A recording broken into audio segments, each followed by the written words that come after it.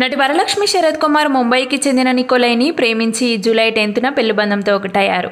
ముంబైలో వీరి ఎంగేజ్మెంట్తో నికోలైని పరిచయం చేసి సడన్ సర్ప్రైజ్ ఇచ్చింది వరలక్ష్మి.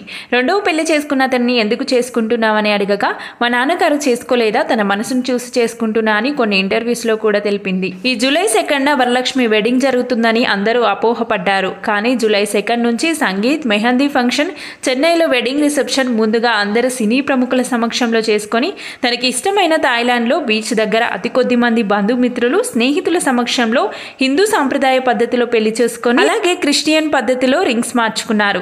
రెండు సాంప్రదాయ పద్ధతిలో జరిగిన వీరి పెళ్లి ఫొటోస్ ఇప్పుడు సోషల్ మీడియాలో వైరల్ అవుతున్నాయి. రెడ్ కలర్ సారీలోనూ అలాగే వైట్ కలర్ ట్రెడిషనల్ డ్రెస్ లో వరలక్ష్మి చాలా చూడముచ్చటగా కనిపిస్తుంది.